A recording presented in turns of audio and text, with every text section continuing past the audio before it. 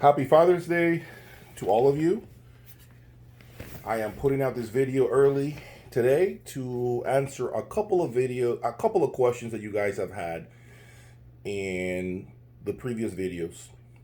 And as you know, if you've been following my channel, going forward, I'm going to do a two-part series for every video that I upload. This video is going to answer some questions. I'm going to give some tips and an opinion on the DCS Rossini so far. Okay. I am also going to be talking about the 3 cables that I presented on my previous video. If you haven't seen that video, if you haven't watched it, please go back. This video is not going to make any sense. Okay, so go back to the previous video, you listen to the video, listen to the presentation, and then come to this one where I'm going to be talking about the cables that I presented on my previous video. Before I forget, and this is something where I dropped the ball too. There was a video that I released about a week and a half ago. On that video, I presented 2 XLR cables, and I never went back to say which cables were playing. I apologize for that. So basically what was playing was the number 1 XLR was Valhalla 2, and the number 2 was the Audience front row. Okay? That's for that video that I presented about a week ago. All right, so let's go into a couple of tips. Nordos Odin tips. This is specifically for Nordos Odin. If you're contemplating Nordos Odin, these are things that I will always go by with my experience, because I have lived with this cable for maybe 6 months now, and I'm able to understand better what this cable does. A lot has been said about the cable being bright. Odin is bright, it's tilted, it's this, it's that. Now, there is some truth to that. There is definitely some truth to that. Okay, but one of the biggest no-nos for Nordos Odin is mix and matching. You have to avoid that at all costs. Here's why. Anytime you bring a different manufacturer into the mix, whatever you like, any other brand, it doesn't matter if it's a power core, an XLR, it doesn't matter if it's a BNC cable, whatever it may be, the system doesn't play nice. Odin does not play nice. When you do that, oftentimes it results in extreme brightness. Okay, I have tested that. So remember that it's okay to mix and match Odin with Valhalla. I have done that. It actually works quite well, to be honest with you. But when you bring other manufacturers into the mix, if you are having difficulties with the cables, look at your power cords, look at your XLRs, look at the rest of your system. Okay? Typically, that's what's happening. You're getting a lot of brightness because of that. So remember when mix and matching Odin cabling. Now, one of the things that I typically do to help with brightness, and this is for just about any setup, by the way, that I've owned. This is another tip that you guys need to remember.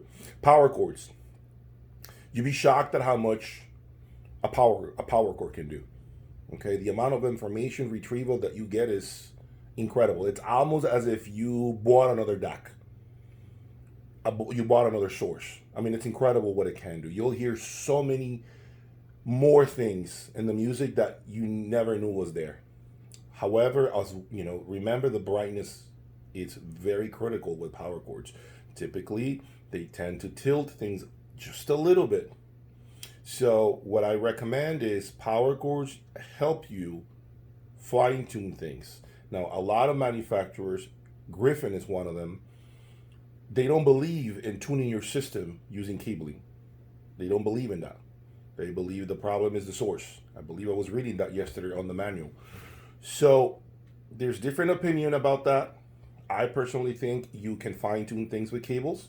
Okay, that's fine. You're not committing a crime. It's some people are, frown upon it, but the reality is I prefer that over using an EQ. Okay, yes, it is a more expensive exercise than having an equalizer in your preamplifier, because you can just play with the treble and the bass and you fix all the issues, right? Yes, I understand that, but I am not fond of equalizers. That doesn't mean I don't use them if I want to. Yeah, sure, but I'm not fond of them. I don't really care for them. Okay, tone controls for me, I've never really been into them, so I don't even pay attention to them when I have them on a preamplifier. So those are some tips for Nordos Odin. If you remember some conversations in the past where it's too tilted, it's too bright, mix and matching, guys. That could be one problem for you. Look at your system, look at the rest of your cabling, okay? That is what I do now. Going forward, I look at the rest of my cabling and then determine where I can make adjustments. Valhalla 2 tends to work extremely well with Odin speaker cables. If you're getting a lot of bite on the high frequencies, I recommend you throw in a couple of Valhalla 2 cables in the mix. Okay, throw maybe the XLRs in the mix. It helps a lot. It really does. Okay. And moving on to a different topic. Okay, this one is a topic that I haven't spoken about, but I wanted to give you guys preliminary information on the DCS Rossini as a preamplifier. Okay. If you've seen my channel, if you followed it, you know before I have been using the Vivaldi.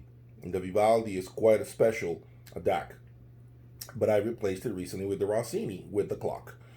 So now I have some context. I have a little bit of understanding as to how is the Rossini different than the Vivaldi. First of all, let me just say it is still a special DAC.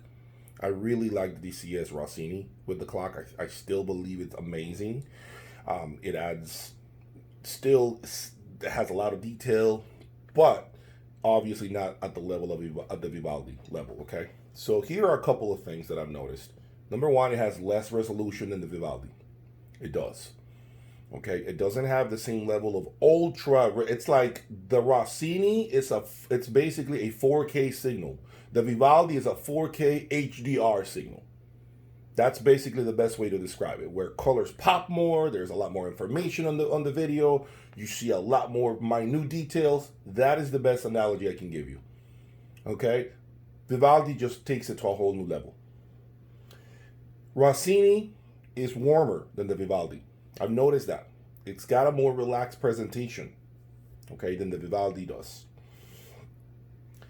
Number 3, this is actually something that I can now talk about. The Rossini, in my opinion, is not the same preamplifier that a Vivaldi is. It is not. Okay? My last video, I was using it directly into the Griffin simply because I wanted to hear the cables. Okay? I wanted to just get the most accurate representation of what the cables are doing. Okay? But with the Rossini, I'm going to tell you right now, I got to have a preamplifier. I got to. When I did a couple of comparisons between the Rossini as a pre and then adding the HD momentum, it was not even a close battle, guys. I mean, it was not even close, guys. It just, no. You know, the HD preamplifier just injects a level of muscularity and a level of depth and width and height that the Rossini can't really replicate by itself. It doesn't have enough horsepower, if you will, on maybe the gain control, the volume level. I don't know. It doesn't come out and just surrounds you with music the way the HD preamplifier can. Now the Vivaldi, it didn't exactly do that. However, the Vivaldi did have incredible bass by itself, and it did have a different presentation, but it was a hell of a preamplifier as well. I will say that to you. Soundstage on the Rossini is not as wide as the Vivaldi. Bass control, I would say the Vivaldi edges it out a little bit, but they're right there. I mean, it could go either way. I will give the edge to the Vivaldi, but I think the Rossini still brings enough bass that will satisfy most of you out there.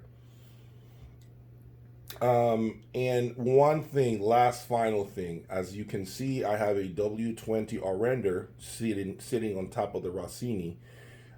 I think the Orrender helps the presentation and gets it closer to the Vivaldi level.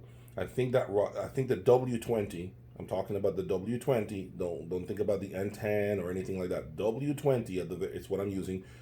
It certainly added a lot more magic. It made things become more enhanced. I almost feel like it zoomed in on every aspect of the presentation. So it did remind me a lot more of the Vivaldi when I use the R render. Okay. The one thing I noticed though is the sound stage of the R render collapses the presentation of the Rossini. Okay. Now I don't know if that's because I'm using a USB into the Rossini, and maybe I should be trying to use AES. I will try to see when I have an opportunity to do that. But that's my so far my findings with using the W20. And last but not least, guys, the interface of the DCS in general is pathetic. I mean, really, guys, it is pathetic. Okay, it's horrible. The interface, the way it's laid out, it's clunky, it doesn't save your, you can't really create a playlist and leave it there stored because it just vanishes the moment you enter the system again. Like it's clunky as hell. I mean, kudos to DCS for being a manufacturer that has the ability to create an interface and having to support that, because it takes a lot of resources and a developing team and constantly being on top of updates, and it's painful. I know it's painful. So kudos to them for doing that, which is something that many other brands don't ever get into doing. Like MSB doesn't do that. I believe Esoteric is starting to roll out the Lumen interface or something like that, but a lot of other brands don't do that. So DCS, listen, my hat's off to you for doing that. I just feel like you guys should work a little more on that interface. Take a look at the Lumen interface. Take a look at the render interface. Beautiful. It's so smart. It plays so fast. It doesn't have connection issues. It works every time. The all render works every time. And it's beautiful to look at. So anyway, but that's something else. I just wanted to throw that in there. And let me see, the next topic I want to talk about is the 3 cables you guys saw. Okay? The 3 cables that you guys saw on the previous video. Very interesting, let me tell you guys. Your comments below were extremely all over the place. I couldn't make out which cable you prefer best. None of you are wrong for choosing what you like. I mean, if you guys, whether you're here or on my thread, read comments, you'll see what I'm saying. Comments are all over the place. Somebody is saying, oh, number 1 is muffled, or number 3 is muffled, or number 2, and then the other person will say, no, number 2 is muffled, and number 3 sounds spot on, and it's all over the place. But that's what's beautiful about it. You get to choose which one you like, and nobody can question you, because you're not wrong by choosing what you prefer. All right, so here are some of the comments that I have put on paper in regards to the 3 XLRs that played. Number 1, I noticed a lot of air, lots of clarity. Bass was tight without any boominess or overhang. Okay, that's number 1. Number 2, I noticed on number 2 a bigger soundstage than number 1 and number 3. Mids were larger, wider than number 1 and number 3. Soundstage was deep, and it had more bass than number 1 and number 3. Okay. Number 3, XLR number 3. It is more relaxed than either 1 and 2. Good detail, but not as much detail as number 1 and number 2. The bass control is in the middle of number 1 and number 2. Do you guys agree, more or less? Are you more or less hearing the same? That's what I deducted from the exercise, okay? And now, let's find out which one was which. Cable XLR number 1, that goes to the Valhalla 2. Number 1 was Valhalla 2. And cable number 2 goes to Ansuz C2. That leaves number 3 as the front row audience XLR. There you have it. Okay, go back to the video if you need to. Read your own comments. Now you guys know where you stand in terms of what you like and what you don't like about the presentations. And as I mentioned in my earlier video, guys, don't be afraid to test drive new cables, okay? We're not married to any of these cables. It should be fun. There's nothing wrong to making a new discovery. There's nothing wrong with finding out that all of a sudden you like Adidas over the Nikes you've been wearing for the last 30 years. There's nothing wrong with that. Okay, that's beautiful. That's awesome that we have so many options, and we should be happy to know that we can try something new. And going forward, I'm going to continue to do this format as I mentioned. And on my next video, I am still trying to figure out what to do.